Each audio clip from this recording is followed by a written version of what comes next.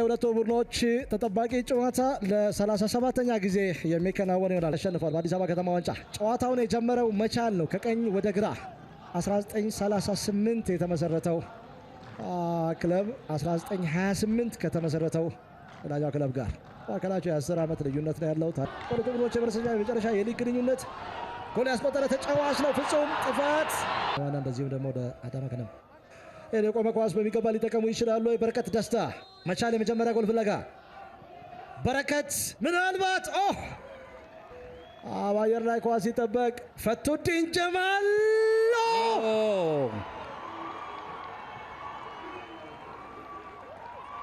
አዶላ ወዩ ያፈረው አስደናቂ ተከላካይ ስፍራ ተጫዋች ድንቅ ጎል አስቆጥሯል።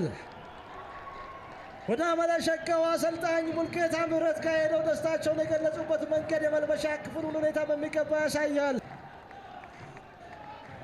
የጎል ነበር የሚጠበቀው ግን የተመለሰው ኳስ ልክ ትናንትና የተቆጠረውን ጎል አስታውሱ። ሄኖክ አዱኛ ተመሳሳይ ጎል እንደ ትናንትና ሁሉ ማርክ ግሩም ጎል አይተናል። የመጀመሪያው ቅጣት ምት ኒር ፖስት ላይ ተመታ።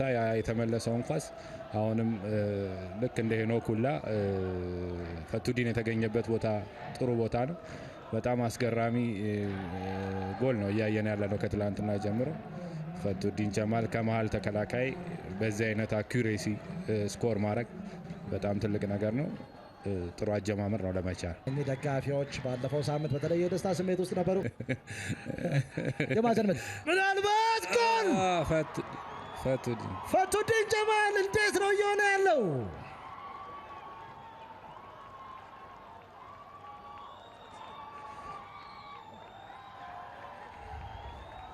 ለመጨረሻ ጊዜ እንዲህ አይነት ጎል ያስቆጠረው መቼ ነው? ምናልባት ወደ ኋላ መመለስ አለብን።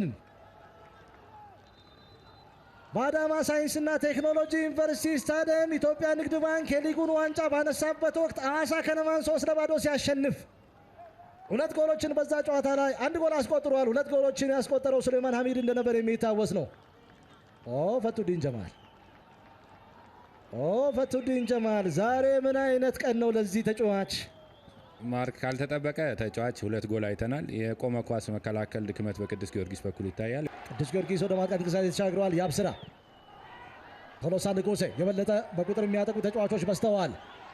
አቤል ምናልባት ሊያስቆጥር ይችላል ወይ? ቶሎሳ ንጉሴ እጅግ በጣም አስገራሚ ነው።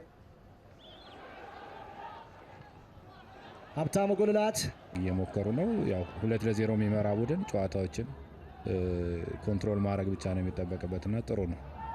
ምናልባት በዚህ ሰዓት በፍጹም ቅጣት ምት ክልል ውስጥ ያብስራ ጥሩ ዴሊቨሪ ምናልባት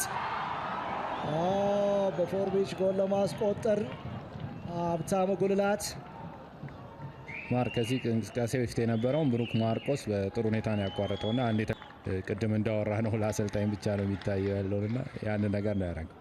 ዋው ዘላለም አባተ ለመጨረሻ ጊዜ እዚህ ቦታ ላይ ጎል ያስቆጠረ ተጫዋች ነው በፎርቢች።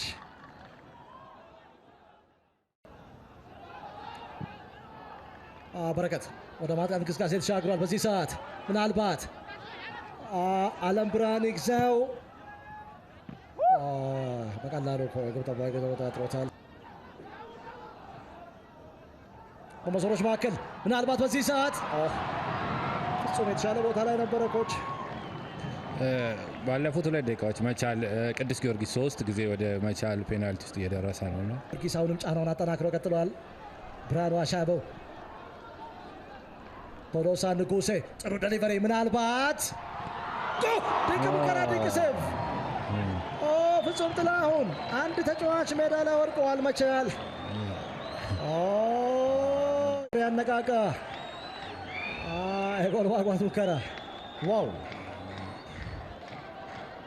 ቶሎሳ ንጉሴ ምን አይነት ዴሊቨሪ ነው ኮች?